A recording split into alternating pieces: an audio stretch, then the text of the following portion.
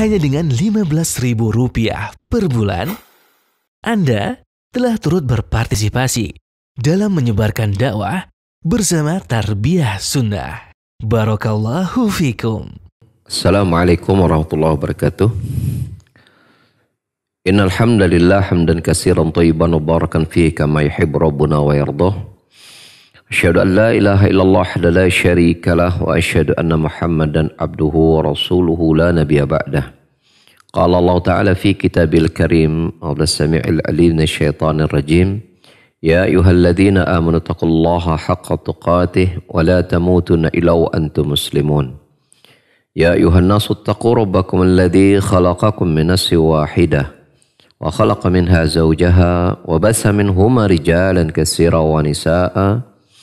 واتقوا الله الذي تساءلون به والأرحام إن الله كان عليكم رقيبا يا أيها الذين آمنوا اتقوا الله وقولوا قولا سديدا يصلح لكم أعمالكم ويغفر لكم ذنوبكم ومن يطع الله ورسوله فقد فاز فوزا عظيما أما بعد فإن خير الكلام كلام الله وخير الهدى هدى محمد صلى الله عليه وسلم wa syarrul umuri muhdatsatuha wa kullu muhdatsatin bid'ah wa kullu bid'atin dhalalah wa kullu dhalalatin finnar. Bapak-bapak dan ibu-ibu, para ikhwan maupun akhwat yang bergabung bersama Tarbiyah Sunnah melalui 1476 AM-nya ataupun melalui saluran YouTube, Facebook dan Instagram Tarbiyah Sunnah Channel. Pada kesempatan sore hari ini seperti biasa kita mengkaji ayat-ayat yang terkandung di dalam surah Al-Baqarah, yang pada kesempatan kali ini kita akan melanjutkan ayat 97 dan 98 di surah Al-Baqarah tersebut, di mana Allah Subhanahu wa taala berfirman, a'udzusyaitonir rajim, Qul man kana aduwwan li Jibril fa innahu nazzalahu ala qalbika biidznillah musaddiqan lima baina yadayhi wa hudaw wa busyra lil mu'minin. Man kana aduwwan lillahi wa malaikatihi wa rusulihi wa Jibril wa Mikala fa innallaha aduwwul lil kafirin. Katakanlah ya Muhammad, artinya sampaikan kepada umat ya, dan khusus konteks ayat ini yaitu kepada kaum Yahudi dan juga orang-orang yang memusuhi Jibril alaihissalatu wassalam. Apa yang Allah perintahkan kepada Nabi kita? Man kana aduwwal Jibril, barang siapa yang memusuhi malaikat Jibril, fa innahu nazzalahu ala qalbika, maka sesungguhnya Allah Subhanahu wa taala menurunkan Al-Qur'an itu atas hatimu atau ke dalam hatimu biidznillah. Ya, artinya malaikat Jibril mewahyukan Al-Qur'an itu ke dalam hatimu dengan izin Allah Subhanahu wa taala. Musaddiqan lima baina yadayhi, di mana kedudukan Al-Qur'an itu sebagai musaddiq, sebagai pembenar terhadap kitab-kitab yang datang sebelumnya. Di sana ada berupa Taurat, ada Injil dan kitab-kitab yang lainnya. Juga khusus bagi orang beriman Allah menyebutkan wahuda wa busyra. Al-Quran itu menjadi petunjuk bagi mereka, wa busyra, dan memberikan kabar gembira kepada orang-orang beriman. Kemudian Allah Subhanahu wa taala menandaskan kembali, man kana aduwwan lillah, barang siapa yang menjadi musuh bagi Allah, malaikat-malaikatnya, para rasulnya, dan dikhususkan di antara malaikat itu dan juga rasul dari kalangan malaikat itu adalah Jibril dan Mikail, maka sesungguhnya Allah itu menjadi musuh bagi orang-orang yang kafir. Bagi orang-orang yang kafir.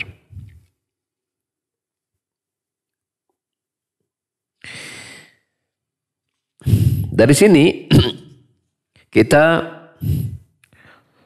melihat bahwasanya ada beberapa faedah, di antaranya menjelaskan tentang minan nasi man yakunu aduwan li malaikatihi, bahwasanya di antara manusia itu ada yang memusuhi malaikat-malaikat Allah Subhanahu wa taala.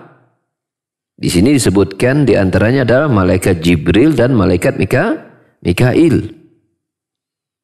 Yang mana kita mengetahui bagaimana peranan besar kedua malaikat ini dalam kehidupan kita, ya, yang Allah tugaskan mereka ya untuk memudahkan urusan kita. Malaikat Jibril bertugas menyampaikan wahyu kepada Nabi, yang itu menjadi apa? Menjadi kehidupan hati kita sebagai manusia. Allah tugaskan malaikat Mikail untuk menurunkan hujan dan menjadi rezeki bagi jasmani kita. Maka malaikat Jibril ya memberikan apa yang kita butuhkan dari makanan rohani kita. Malaikat Mikail memberikan apa yang kita butuhkan dari jasmani kita, biiznillah, tentunya dengan izin Allah Subhanahu wa ta'ala. Namun ternyata dua makhluk Allah yang mulia ini ada saja di kalangan manusia yang memusuhi mereka. Buktinya Allah menyebutkan man kana aduwan li Jibrila, ya, barang siapa yang memusuhi Jibril. Di ayat selanjutnya Allah mengatakan barang siapa yang menjadi musuh bagi Allah, malaikat, para rasul dan malaikat Jibril dan Mikail. Allah munculkan Mikailnya di situ. Ya. Jibril dan Mikail, siapa yang memusuhi mereka keduanya, maka Allah juga akan menjadi musuh bagi mereka.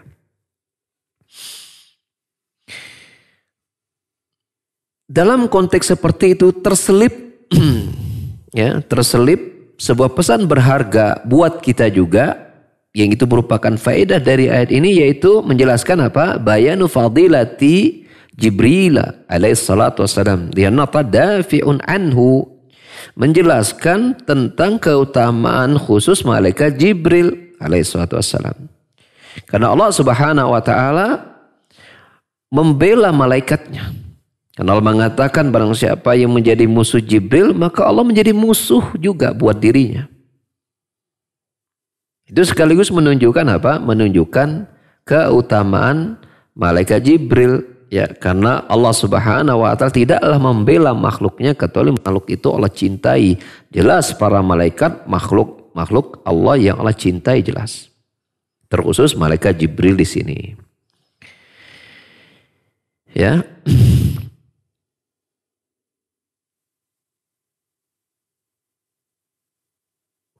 Kemudian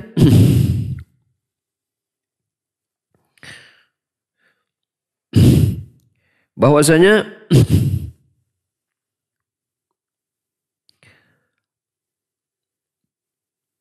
di antara manusia yang memiliki sifat kemudian ya dekat kepada apa yang menjadi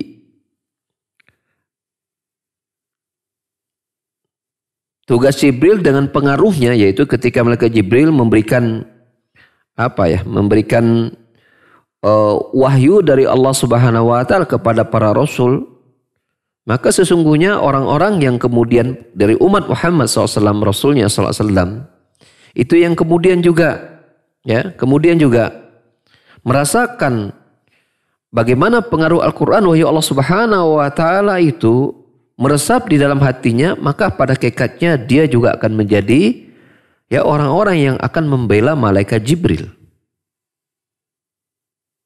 Ya, karena seseorang yang kemudian sudah mendapatkan kenikmatan Al-Quran yang kemudian Allah Subhanahu wa ta'ala berikan hidayah kepada dirinya, maka dia pasti tidak akan rela ketika ada di antara manusia yang kemudian apa?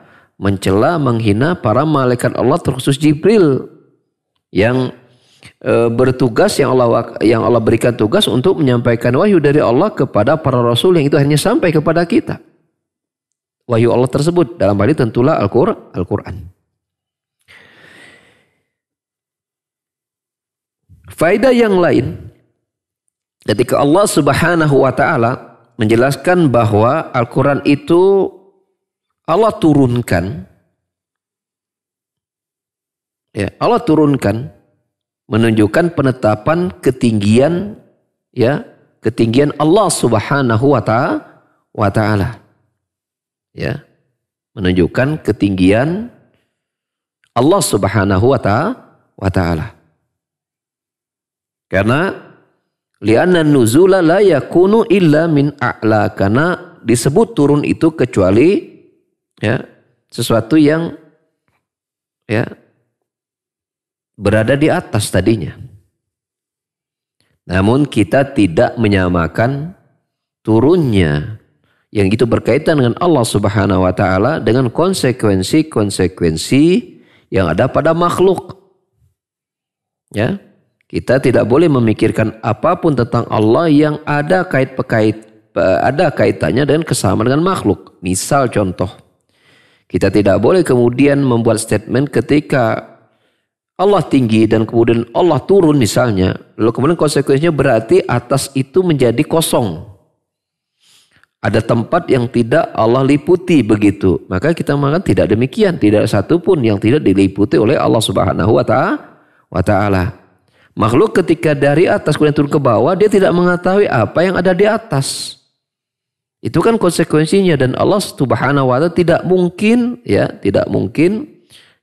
ada satu tempat pun yang tidak Allah, ya, Allah ilmu, yang Allah kuasai, Allah liputi. Maka kita tidak boleh mensifati Allah dengan berbagai macam sifat, ya, di antaranya konsekuensi dari perbuatan yang kemudian yang ada pada makhluk kita sematkan untuk Allah Subhanahu wa Ta'ala.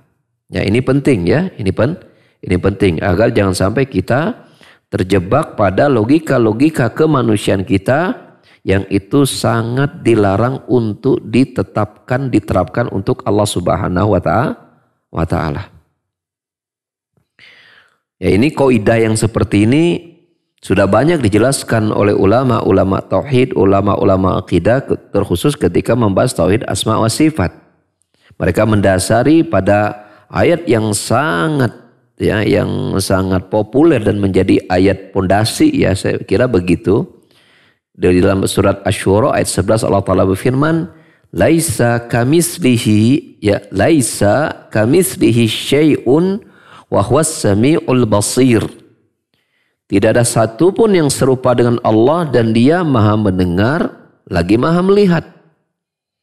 Artinya ketika kita menetapkan Allah mendengar dan maha melihat, maka tetapkanlah tidak ada satu pun pendengaran penglihatan yang akan sama dengan Allah Subhanahu wa Ta'ala. Begitu cara kita menggabungkannya.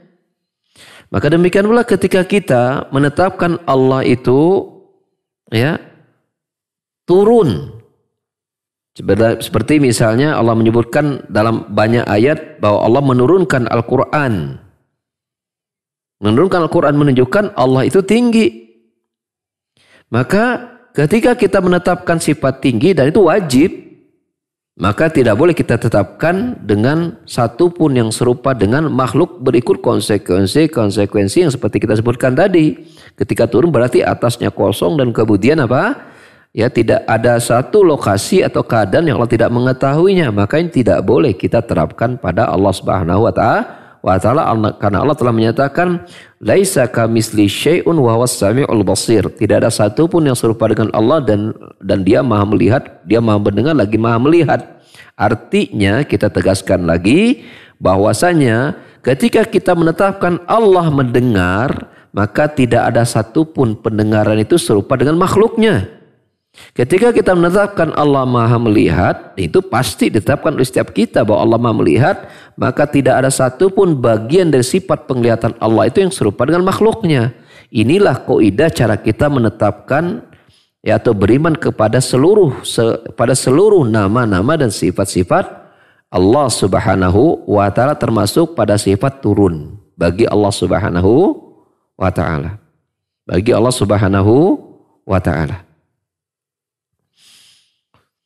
Faedah yang lain bahwasanya anna Nabiyya sallallahu alaihi wasallam qad wa'al Qur'ana wa'yan kamilan la yatatarraqu ilaihi asyakku. Sesungguhnya Nabi sallallahu alaihi wasallam betul-betul telah menaruh perhatian yang utuh terhadap Al-Qur'an yang dimana tidak ada satupun ruang keraguan yang ada pada diri beliau terhadap Al-Qur'an. Ya.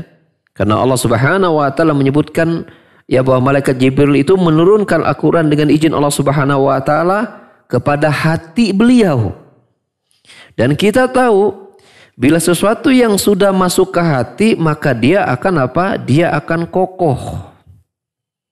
Ya, karena hati ada tempat yang sangat kuat dan sangat kokoh. Itu adalah hati. Ini menunjukkan bahwasanya ketika Allah menurunkan Al-Quran kepada hati Muhammad SAW menunjukkan bahwasanya sifat Nabi SAW adalah sebagai hamba yang ya mencurahkan seluruh perhatiannya terhadap Al-Quranul Karim.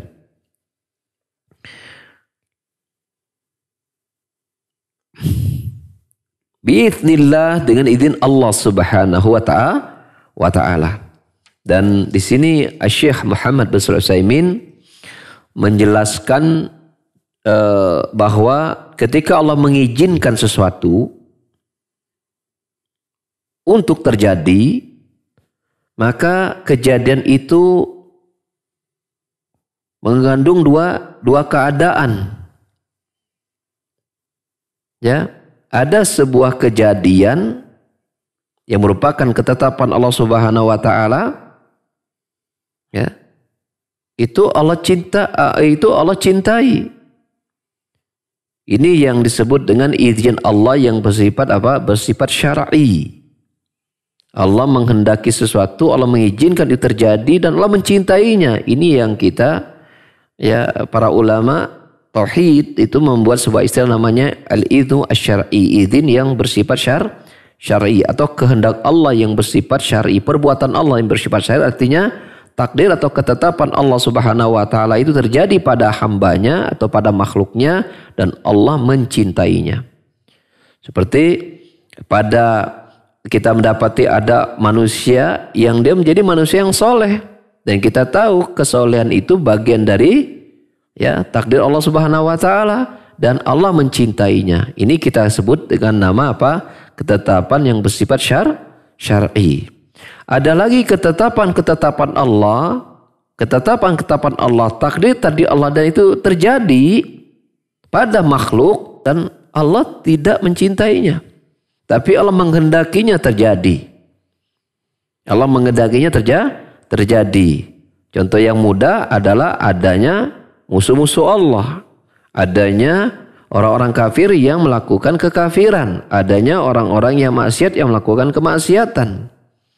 Terjadi atau tidak? Jawabannya terjadi. Kita tahu semua kejadian itu bagian dari ketetapan Allah Subhanahu wa taala dan semua kejadian itu adalah takdir Allah Subhanahu wa taala dan tidak ada satupun kejadian yang keluar dari takdir Allah Subhanahu wa taala, termasuk ya munculnya kekufuran, kesyirikan, kemaksiatan, kejahatan, itu semua bagian dari takdir Allah Subhanahu wa taala. Tapi apakah Allah mencintainya? Tidak. Tapi Allah menghendakinya terjadi. Dan jangan coba-coba untuk ya bertanya mengapa Allah menakdirkan sesuatu yang tidak dia cintai. Nah, itu jangan coba bertanya tentang Allah Subhanahu wa taala. Allah tidak ditanya apapun perbuatan Allah Subhanahu wa taala.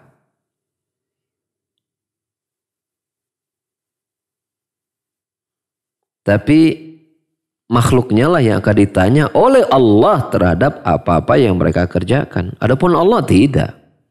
Apatah lagi tidak ada satupun kejadian yang Allah takdirkan itu keluar dari kandungan hikmah, dari kandungan adanya unsur kasih sayang, dari kandungan yang berisi keadilan. Ya.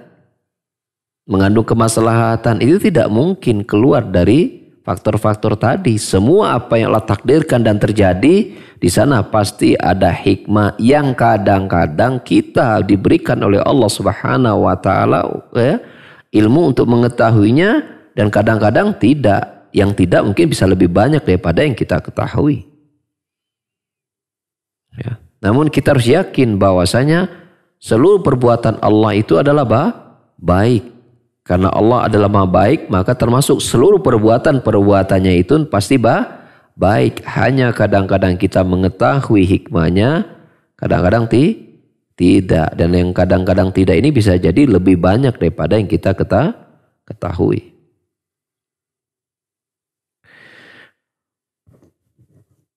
Dan Allah menurunkan Al-Quran, kemudian diterima oleh Nabi kita Muhammad SAW, ini izin yang Allah cintai. Allah mengendangi terjadi untuk kemudian Al-Quran itu sampai ke dalam hati Nabi kita Muhammad SAW dan menetap di dalam jiwa beliau. Ini keinginan atau kehendak Allah, izin Allah yang Allah cintai jelas. Ya. Walaupun Allah juga menakdirkan adanya di antara manusia yang yang memusuhi beliau sallallahu alaihi wasallam, bahkan memusuhi malaikat Jibril yang mau memberikan wahyu berupa Al-Quran itu dari Allah Subhanahu wa taala, berdasarkan perintah Allah Subhanahu wa taala kepada beliau sallallahu alaihi wasallam. Itu pun juga ya bagian dari ketetapan Allah Subhanahu wa taala. Faedah yang lain dari dua ayat tadi adalah bahwasanya anal Qur'ana busyra lil mu'minin. Nah, ini penting ini bagi kita seluruh saudara-saudaraku kaum mukminin. Ini penting kita memperhatikan aspek ini ya, bahwa Allah menyebutkan Al-Qur'an itu busyra lil mu'minin, menjadi kabar gembira bagi orang-orang yang beriman. Maka kata Ibnu Utsaimin, wa alamatu dzalika annaka tantafi'u bihi. Tanda bahwasanya Al-Qur'an itu menjadi pemberi kabar gembira kepada orang-orang beriman adalah engkau mendapatkan manfaat dari Al-Qur'an tersebut. Contoh nih begini kata Utsaimin, contoh ya. فَإِذَا وَجَدْتَ نَفْسَكَ مُنْتَفِعًا بِهِ حَرِيصًا عَلَيْهِ تَالِيًا لَهُ حَقَّ تِلَاوَتِهِ فَهَذَا دَلِيلٌ عَلَى الْإِيمَانِ فَتَنَالُهُ الْبُشْرَى. Contohnya begini, jika engkau mendapati ya dirimu ya, kamu mendapati dirimu mendapatkan manfaat dari Al-Quran tersebut, yang menjadikan engkau begitu perhatian kepada Al-Quran. Engkau begitu peduli untuk membacanya dan mempelajari kandungan maknanya. Ini menjadi dalil bahwa Allah menghendaki keimanan yang baik buat dirimu. Maka engkau berhak mendapatkan kabar gembira dengan turunnya Al-Quran tersebut. Ya, sebaliknya, wa kullama ra'al insana min nafsi karahatal qur'ani aw karahatal amali bihi aw tasaqula aw istasaqula fi tatbiqihi falya'lam annahu innama faqidun lil iman bil kulliyah aw anna imanahu naqisun. Namun sebaliknya, setiap kali Anda mendapati adanya seseorang di dalam hatinya membenci Al-Quran atau membenci untuk mengamalkan isi kandungan Al-Quran atau merasa berat untuk mempraktekkan isi kandungan Al-Quran, maka ketahuilah bahwa bisa jadi orang itu imannya sudah tidak ada sama sekali atau imannya itu berkurang jauh. Karena Allah Subhanahu wa taala menyebutkan apa? Bahwa Al-Quran itu busyra lil mu'minin. Bahwa Al-Quran itu menjadi kabar gembira orang-orang beriman. Berarti tanda keimanan adalah dia bergembira dengan Al-Quran. Artinya dia begitu bahagia bisa dekat dengan Al-Quran. Dia begitu tenang bisa bersama Al-Quran. Dia kemudian berusaha untuk mempelajari kandungan maknanya. Kemudian dia berusaha untuk mengamalkannya dalam kehidupan sehari-harinya. Maka itu pertanda, ya, itu kabar gembira buat mereka bahwa apa? Inilah sejatinya orang beriman. Ini sekaligus menjadi koreksi buat diri kita. Ya, ini sekaligus menjadi koreksi dan menjadi alat ukur bagaimana kita menilai iman kita, yaitu apa? Indikasinya sebesar apa kita mencintai Al-Quran.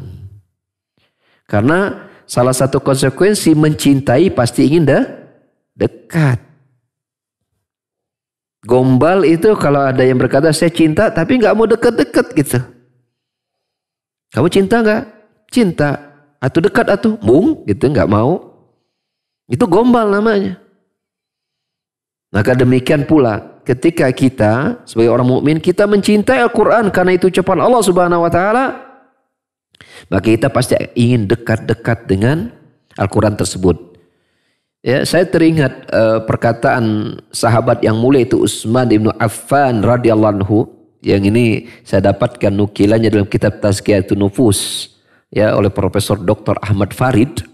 Ya, Profesor Ahmad Farid berkata, ya, lau tahurat qulubukum ma syabi'at min kalami rabbikum. Nah, kurang lebih begitulah lafadznya, mudah-mudahan enggak salah nukil. Kata Utsman bin Affan radhiyallahu anhu, kalau seandainya hatimu itu bersih, maka kamu tidak akan pernah merasa puas dengan Al-Qur'anul Karim.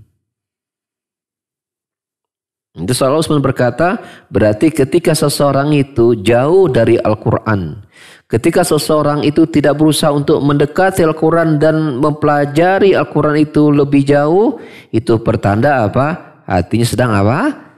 Sedang kotor. Mungkin kotor penuh dengan hawa nafsunya, kecintaannya pada dunia yang berlebih, perhatian pada akhirat yang menurun, dan segala macam. Ya, itu tanda itu. Ini sekaligus menjadi perhatian buat kita agar ketika kita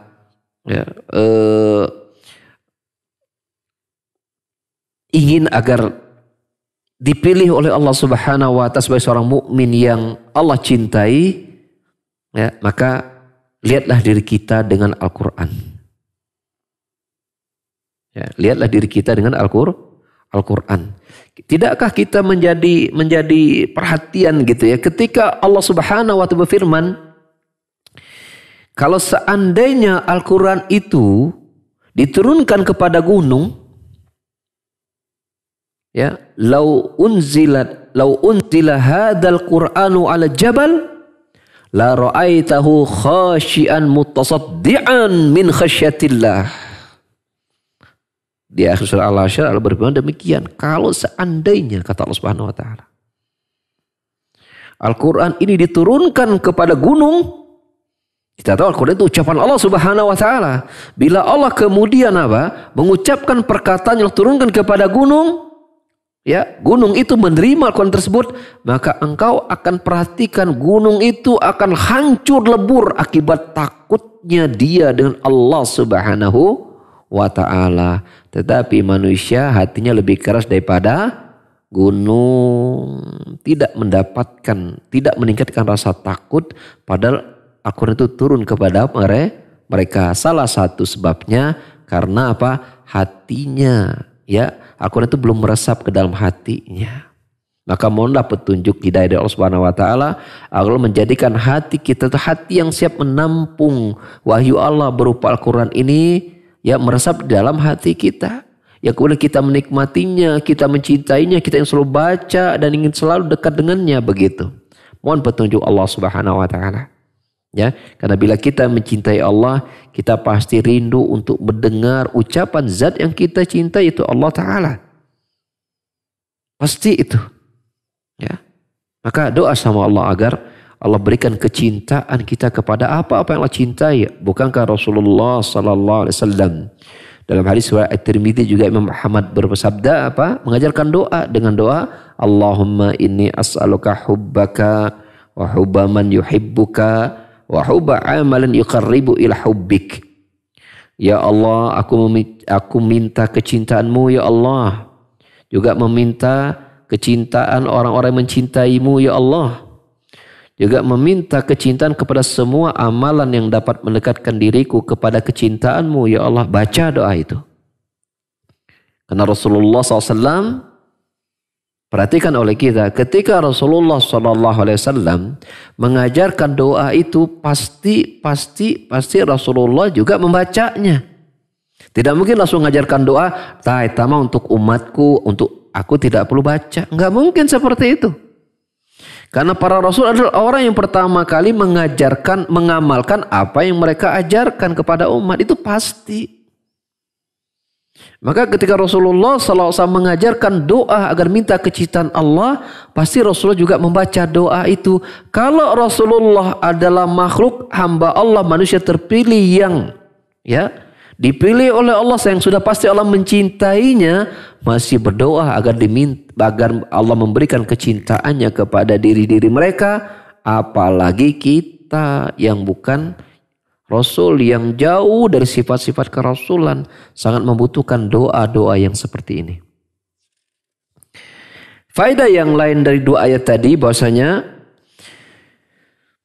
anna man 'adallaha fahuwa kafirun, bahwasanya barang siapa yang memusuhi Allah maka hukumnya kafir. Karena Allah menyatakan man kana aduwan lillah fa innallaha aduwwun lil kafirin. Barang siapa yang memusuhi Allah maka Allah menjadi musuh bagi orang-orang yang kafir.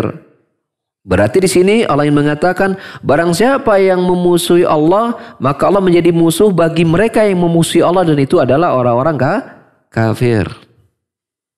Adalah orang-orang kafir. Jadi siapapun yang kemudian memusuhi Allah maka hukumnya adalah orang kafir. Demikian pula mereka yang memusuhi para malaikat Allah, yang memusuhi para rasul Allah. Yang memusuhi Nabi Muhammad, dia musuh Allah.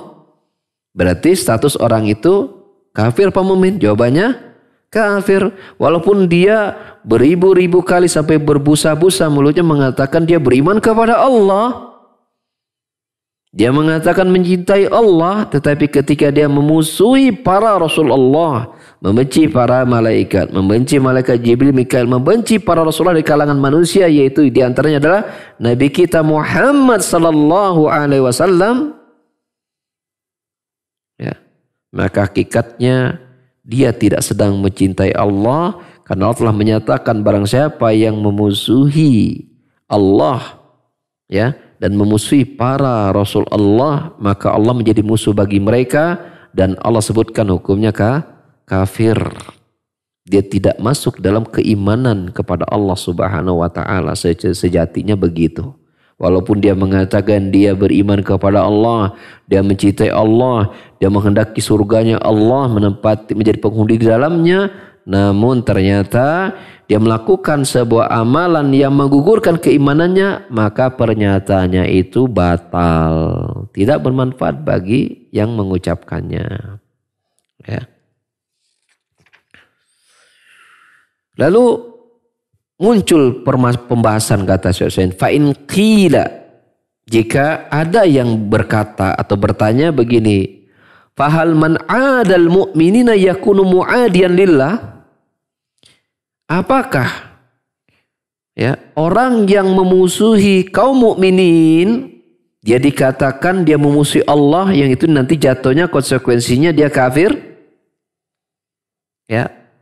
Maka fal jawab hadza mahallu tawaqqufin fi dilalatil ayati alaihi. Ini adalah perkara yang kita tawakufi,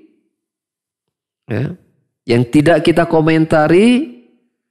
Apakah penunjukan ayat tadi ketika Allah menyatakan barang siapa yang memusuhi Allah, para malaikat dan rasulnya hukumnya kafir, apakah konsekuensi atau penunjukan dari ayat tersebut juga bermakna demikian pula orang-orang yang memusuhi orang beriman maka dia kafir? Maka tidak kita komentari. Allahumma mu'minina liqaulim tamassuku bi syari'ati rasul. Fahada yasru anna Allah yakunu aduwan lahum, kecuali bila orang tersebut memusuhi orang beriman karena orang beriman itu orang yang berpegang teguh kepada syariat Rasul. Dia benci yang kemudian dia musuhi. Ya, padahal orang ini jelas-jelas mengikuti syariat. Maka ini berarti dia menampakkan dirinya sebagai musuh Allah. Karena orang itu berubah mungkin perkataannya, perbuatannya. Itu kan karena mengikuti dalil. Ketika dia memusuhi orang tersebut karena mengikuti dalil, berarti hakikatnya dia memusuhi Allah dong. Kita khawatirkan orang itu adalah orang kafir hakikatnya walaupun dia menyatakan mukmin. Ya. Maka tahan lisan kita, tahan perbuatan kita ketika kita melihat siapapun yang dari perkataan atau perbuatannya atau perubahan fisiknya itu disebabkan karena konsekuensi dari dalil yang dia ketahui dan kita jelas-jelas tahu itu adalah dalil yang dia amalkan, lalu kemudian kita membenci perubahan dirinya, khawatir ya, khawatir naudzubillah summa naudzubillah, khawatir kekafiran itu menimpa pada di seseorang. Bila memang perubahan pada dirinya itu adalah buah dari dia mengamalkan syariat Allah Subhanahu wa ta'ala. Ini hati-hati kita ya, jangan sampai mudah mencap, menuduh ya. Kepada orang-orang yang apalagi dia jelas tahu gitu bahwa dia begitu karena dia ingin menjalankan syariat gitu ya. Kemudian kita musuhi, kita perangi, hati-hati. Ya, dia khawatirkan hakikatnya itu memusuhi syariat Allah yang Allah turunkan, syariat itu dari Allah Subhanahu wa taala. Berarti dia memusuhi apa yang Allah turunkan. Dia khawatirkan itu bisa membuatnya tidak lagi menjadi orang mukmin. Keluar dari keimanannya. Maka ya, penting untuk kita beradab kepada syariat Allah Subhanahu wa taala dengan cara apa? Belajar. Bila kita tidak tahu, ya kita belajar. Nah, kita bertanya, kita berdiskusi, itu mestinya yang kita kembangkan. Kemudian ternyata dalam penelusuran, dalam pencarian kita dapati ada dasarnya. Maka bila kita belum bisa melaksanakannya, paling tidak kita menghormati mereka yang mengikuti dalil, yang menjalankan syariat. Seperti itu. Jangan sampai kita belajar tidak, tahu tidak, langsung menyatakan sesat dan menyimpang pada orang-orang yang berbeda dengan kita doang. Nah, ini tidak diperkenankan demikian. Jangan sampai kita mudah menuduh saudara kita ya sesat, menyimpang, ya alirannya aliran apa begitu hanya karena berbeda dengan kita. Bukan begitu cara kita belajar agama, bukan begitu cara kita beragama. Ingat loh, ini masih mukmin, ini muslim saudara kita loh. Kenapa kita tidak husnudzoni? Ya, kenapa orang ini kok berbeda dari saya? Kenapa kenapa tidak menggelitik ya pikiran kita untuk kemudian membangun jiwa kritis kita untuk mencari tahu lebih jauh gitu kan? Ya, nah itu yang harus kita terus ya perbaiki dalam bagaimana kita beragama ya, seperti itu.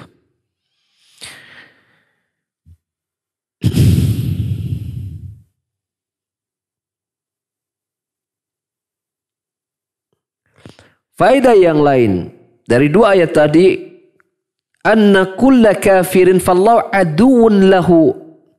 Setiap orang yang kafir hakikatnya dia adalah musuh Allah. Karena Allah menyatakan fa inna adulil kafirin, Allah itu menjadi musuh bagi orang-orang yang kafir. Bagi orang yang tidak beriman, baik dia menampakkan permusuhannya maupun tidak gitu kan. Nah kita kan kadang-kadang sih mengatakan, bagaimana kok kita bisa mengatakan nih orang kafir musuh Allah, dia baik kok, adabnya bagus, bahkan akhlaknya lebih baik daripada orang Islam misalnya. Ingat, baik itu harus kita nilai dari seluruh aspek. Ya, dan aspek pertama yang harus kita nilai adalah kebaikan akarnya, pondasinya. Apa itu? Keimanan. Kalau pondasinya sudah runtuh, maka cabang-cabangnya walaupun menurut kita baik, maka itu tidak memberikan pengaruh apapun bila pondasi atau akarnya itu tidak ada. Apakah kita mengatakan misalnya sebuah bangunan ya, ini pintunya bagus, jendelanya bagus, keramiknya bagus, atapnya bagus, tapi nggak ada pondasi. Kira-kira bisa nggak kita mengatakan bahwa ini akan menjadi sebuah rumah? Jawabannya nonsen. Nggak ada pengaruh, karena dia tidak bisa membentuk sebuah rumah, tidak bisa kemudian ditempati dan melindungi penghuninya. Begitulah kita mengatakan bahwasanya ya, dalam kita menilai sebuah baik itu harus kita lihat dulu yang menjadi pondasi pertama itu keimanan. Bila iman ini ada, baru kemudian nanti yang menjadi cabang-cabangnya di hari kiamat akan dinilai. Bukankah Allah Subhanahu wa taala berfirman tentang orang-orang kafir yang dulunya di dunia mungkin punya amal kebaikan dari aspek humaniora ya, dari aspek kemanusiaan misal. Ya kan banyak dapati ya misalnya kegiatan-kegiatan amal sosial dilakukan oleh orang-orang di luar agama kita gitu kan. Itu banyak ya kita seperti itu. Tapi mari kita lihat Allah Subhanahu wa taala menghukumi mereka di hari kiamat. Apa kata Allah? Wa qadimna ma 'amilu min 'amalin faja'alnahu haba'an mansura. Kami datangkan, kata Allah, seluruh amalan-amalan yang mereka lakukan dahulu di dunia, termasuk amalan-amalan kebaikan. Allah datangkan semua kebaikan-kebaikannya, lalu di hadapan mereka Allah jadikan itu seperti debu yang berterbangan. Nama juga debu. Ya, kalau sudah terbang, apakah kita melihat bekasnya? Jawabannya tidak ada, gugur semua. Tidak berarti kita mengatakan orang mukmin yang kemudian melakukan amal-amal keburukan, misalnya ya dia muslim tapi bejat. Dia muslim ya tapi melakukan perbuatan-perbuatan yang mengganggu manusia yang lain, kita mengatakan itu muslim yang baik. Tidak. Tetap itu keburukan. Tetap itu keburukan. Akan tetapi bila dia masih mukmin, selama akar imannya masih ada, maka dia pasti masuk surga di hari kiamatnya. Ima langsung bila Allah mengendaki mengampuni, memaafkan semua dosanya, ima dia dicuci dulu, dibersihkan di neraka dosa-dosanya, namun terminal akhirnya pasti surga. Kenapa? Syarat masuk surganya dia masih ada, yaitu muslimnya, keislamannya, keimanannya. Tapi kalau syarat dasar awal ini tidak terpenuhi, mau sebanyak apapun amalan kemanusiaannya ketika di dunia, itu tidak bisa menjadi sebab sedikit pun untuk memasukkannya dalam surga. Bahkan ketika dia mati, resmi dia menjadi penghuni neraka selama-lamanya. Karena Allah menyatakan, siapapun orang kafir di hakikatnya musuh Allah, baik dia menampakkan permusuhannya terhadap syariat ini ataupun tidak, bahkan diisi dengan nilai kebaikan. Di sinilah di antara rahmat Allah Subhanahu wa taala, Allah mengutus para rasul untuk menyelamatkan manusia agar selamat dari azab neraka. Yang bila mereka ikuti rasul dan mengamalkan semua ajaran rasul, kemaslahatan dunia juga Allah segerakan mereka akan dapatkan dan rasakan. Sebelum mereka mendapatkan nikmat yang lebih besar nanti di surga. Seperti itu. Jadi melalui mimbar ini kita juga mengajak siapapun yang menjauh dari agama Allah, bertobatlah Anda. Bila Anda bukan muslim, masuklah ke dalam Islam. Allah akan Hapuskan semua dosa-dosa kalian di masa lalu dan kebaikan kalian di masa lalu sebelum masuk Islam, Allah tetap catat menjadi sebuah kebaikan. Bagi yang menjauh dari Islam, dia adalah muslim, maka bertobatlah Anda, hentikan kemaksiatan, ganti keburukan dosa Anda dengan kebaikan, yang itu akan membuat catatan amalan Anda lebih banyak dari dosa Anda, yang dengan sebab itu Allah Subhanahu wa taala langsung masukkan Anda dan kita semua ke dalam surga tanpa mampir ke neraka. Bukankah itu impian semua orang mukmin? Masuk surga langsung tanpa mampir sekejap pun ke dalam neraka. Faidah terakhir para pendengar dan pemirsa sekalian. Isbatu sifatil adawati minallah. Dua ayat tadi juga menjelaskan bahwasanya Allah memiliki sifat apa? Memusuhi. Memusuhi. Sebagaimana kita mengatakan Allah punya sifat ridho. Allah meridhoi. Allah ridho. Demikian pula Allah punya sifat ghadab. Allah murka. Sakhat, karoha, Allah benci. Itu juga kita tetapkan diri Allah, dan tidaklah Allah membenci sesuatu yang memang layak untuk dibenci. Tidaklah Allah murka kecuali pada sesuatu yang memang layak Allah murkai. Seperti itu. Ya. Kita lihat bagaimana Allah Subhanahu wa taala menetapkan sifat musuhi orang kafir, maka Allah tetapkan sifat kebalikannya, Allah menjadi penolong bagi orang beriman. Allah waliyul ladzina amanu, Al-Baqarah 257, nanti akan kita ketemu itu. Ya, Allah menjadi apa? Penolong orang-orang beriman. Maka artinya Allah menjadi musuh bagi orang kafir, menjadi apa? Penolong orang mukmin. Allah a'lam bissawab. Ya, demikian apa yang bisa kita kaji pada hari ini. Ya, sisa waktu yang ada sekitar beberapa menit ke depan kita buka sesi tanya jawab ya. Semoga Allah mudahkan. Mangga Kang Cepi saya kembalikan caranya. Ya, syukran Ustadz atas pemaparan materi yang disampaikan.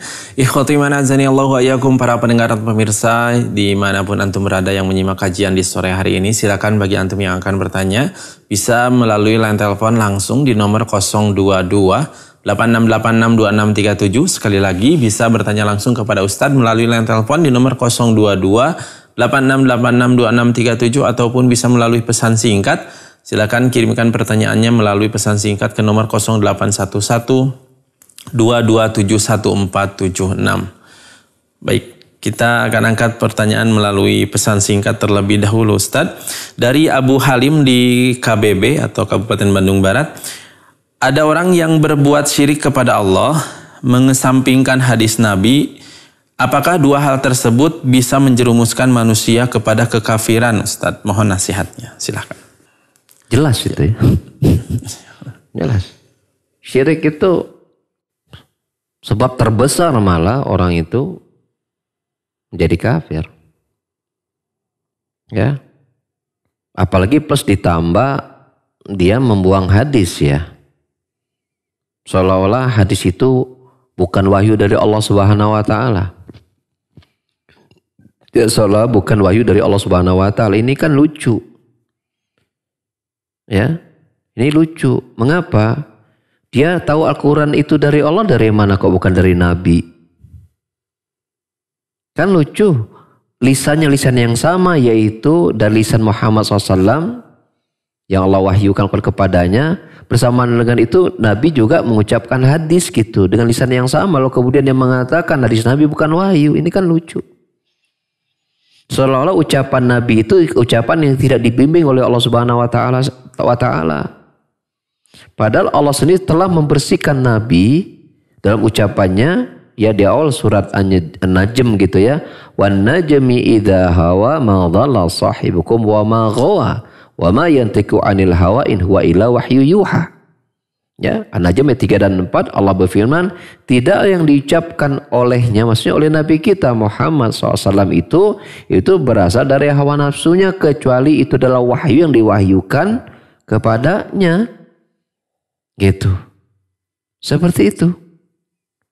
Ya, ucapan Rasulullah itu terbimbing. Kalau Rasulullah ada salah, pasti Allah tegur.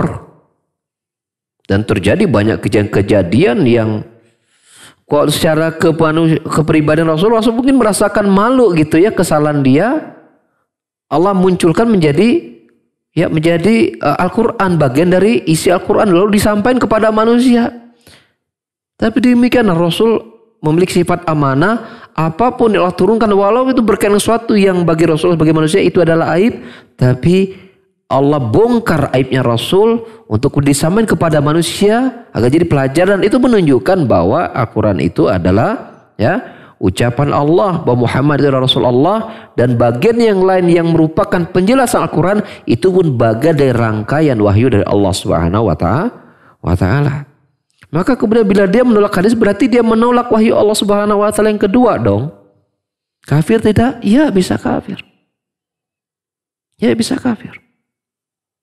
Ya, tentang syirik jelas Allah Subhanahu wa Ta'ala dalam surat Az-Zumar ya, kalau saya nggak salah ingat, Allah firman, fa innahu may yusyrik billah faqad haramallahu al-jannah wa ma'wahumun naru wa ma lidh-dhalimin min ansar. Barang siapa yang berbuat syirik kepada Allah, Allah haramkan baginya surga.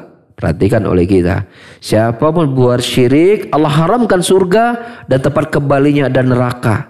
Coba, orang apa lagi yang Allah haramkan surga untuknya, neraka tempatnya kembali kalau bukan bukan kafir? Orang apa lagi kalau bukan orang kafir? Dan sebab kekafirannya adalah apa? Syirik. Adalah syirik ya. Jadi jelas ya, berbuat syirik atau kemudian menolak hadis-hadis Nabi SAW yang sahih loh ya, yang sahih, maka itu dapat menghantarkannya kepada kekufuran. Ya. Jangankan menolak hadis, berdusta atas nama Rasul menyatakan hadis saja, Rasulullah mengancam orang itu dengan neraka. Bukalah dalam Sahih Bukhari, Muslim, kitab Sunan, riwayat Imam Muhammad dan banyak semua periwayatan menukilkan hadis ini. Kata Nabi SAW bersabda, "Man kadaba alayya muta'ammidan falyatabawa maq'adahu minan nar." Barang siapa yang berdusta atas namaku dengan sengaja, maka bersiap-siaplah dia mengambil tempat duduknya di neraka. Itu yang berdusta loh, apalagi dia jelas menolak ucapan Nabi. Ya, menampakkan perlawanan dia kepada syariat gitu. Nah, ketika dia melawan syariat berarti dia telah membenci zat yang menurunkan syariat itu, yaitu Allah Subhanahu wa Ta'ala. Maka masuk dalam ayat ya, fa innallaha aduwwul kafirin. Sungguhnya Allah menjadi musuh bagi orang-orang yang kafir. Ketika dia memusuhi syariat Allah, dan salah satu syariat Allah adalah apa? Syariat nabinya, hadis-hadis nabi yang SAW yang sahih, maka itu hakikatnya dia telah memusuhi Allah Subhanahu wa Ta'ala dan terhukumi kafir. Maka hati-hati ya, jangan sampai kita terjerumus kepada perbuatan-perbuatan yang dapat mencabut akar keimanan kita ya, yang membuat kita na'udzubillah summa na'udzubillah tidak mendapatkan kesempatan memasuki surga Allah Subhanahu wa Ta'ala. Ya. Satu lagi pertanyaan kalau ada yang terakhir ya. Baik. Satu lagi ya. Syukran Ustadz atas jawabannya. Pertanyaan dari Instagram dari Aring Sajalah. Bismillah Ustadz, bagaimana ketika wanita sedang haid, apa boleh tetap baca Al-Quran seperti rutinitas baca surat Al-Kahfi, 2 ayat terakhir Al-Baqarah dan lain sebagainya? Kalau boleh gimana tata caranya? Ana pernah dengar ada yang bilang lagi haid tidak boleh pegang mushaf. Mohon nasihatnya Ustadz, silakan. Baik ya. Ya memang hukum wanita haid memegang mushaf itu memang terjadi perbedaan pendapat di kalangan para ulama. Apa yang menjadi dasar perbedaan mereka adalah sebuah ayat diantaranya. Ya, dalam surah Al-Waqiah Allah Subhanahu wa Ta'ala firman, la yamassuhu illal mutahharun. Tidaklah menyentuh Al-Qur'an itu kecuali apa? Mereka yang disucikan. Tafsirnya memang ada beberapa di antaranya. Ketika itu masuk mutahharun itu adalah para malaikat. Bahwa ketika Al-Quran itu turun, maka tidak ada setan-setan yang akan bisa mengganggu perjalanan Al-Quran itu untuk sampai kepada Nabi Muhammad sallallahu alaihi wasallam. Ya. Adapun para malaikat Allah izinkan untuk mendengar ucapan Allah Subhanahu wa taala dan malaikat Jibril sampai kepada Nabi kita Muhammad SAW. Masa makna mutahaddits itu adalah para malaikat Allah Subhanahu wa taala. Mana yang kedua adalah mutahaddits di sini adalah orang-orang yang suci. Nah, suci di sini dari kalangan manusia juga terbagi menjadi dua ya dalam penafsiran sebagian ulama. Di atas suci ini adalah apa? Suci maksudnya adalah orang mukmin, bukan orang kafir. Ya, karena Allah Subhanahu wa taala innamal musyrikuna najasun. Bahwa orang musyrik itu najis, berarti bukan orang musyrik yaitu orang mukmin, orang muslim berarti suci, tidak najis. Maka seluruh orang beriman, apakah laki atau perempuan, ya, apakah dia haid atau tidak si perempuan itu, maka dia boleh menyentuh mushaf Al-Qur'an. Itu menurut satu penafsiran. Penafsiran yang lain menyatakan makna tohir di sini adalah suci dari haid dan nifas untuk para wanita. Sehingga mereka berdalih bahwa ini adalah ayat yang melarang perempuan untuk menyentuh Al-Quran. Bukan membaca ya, menyentuh. Menyentuh mushaf Al-Quranul Karim. Ya. Ini ayat yang mereka ambil. Maka disinilah melahirkan perbedaan pendapat di kalangan para ulama. Ya. Namun saya lebih condong untuk wanita tidak memegang mushaf ya, dan ini yang diisyaratkan oleh Syekh Muhammad Utsaimin dalam soal wal jawab yang datang ke beliau ya, untuk para wanita tidak memegang mushaf. Walaupun ulama yang lain ada menyatakan boleh karena makna suci di situ adalah ada semua orang mukmin. Adapun orang kafir maka tidak boleh memegang mushaf karena Rasul itu melarang para sahabat membawa mushaf Al-Quran di negeri-negeri kafir karena mereka adalah najis dan tidak boleh memegang mushaf ya. Allah a'lam bishawab ya. Jadi kalau saya pribadi lebih merojikan untuk berhati-hati bagi saya untuk wanita yang sedang haid itu tidak memegang mushaf Al-Quran ya. Lalu dia boleh membaca, boleh dengan hafalan atau dia mendengarnya dari kaset, dari murotal, dari YouTube ya, itu boleh. Karena HP bukan mushaf. Ya, seperti itu ya. Mungkin ada murotal, kemudian dia dengarkan, dia boleh mendengarkan. Seperti itu, dan ikut membacanya, itu boleh insyaAllah ta'ala. Ya, kita cukupkan kajian kita di sore hari ini. Dan semoga apa yang saya sampaikan bermanfaat bagi saya dan keluarga dan semua orang yang saya cintai. Juga bermanfaat bagi seluruh kaum muslimin dimanapun berada. Dan semoga Allah Subhanahu wa ta'ala mengumpulkan kita semua di kumpulan orang-orang yang Allah mencintai di surganya. Amin Allahumma amin. Subhanakallahumma hamdika asyhadu an la ilaha illa anta astaghfiruka wa atubu ilaik. Wa akhiru da'wana alhamdulillahirabbil alamin. Wassalamualaikum warahmatullahi wabarakatuh.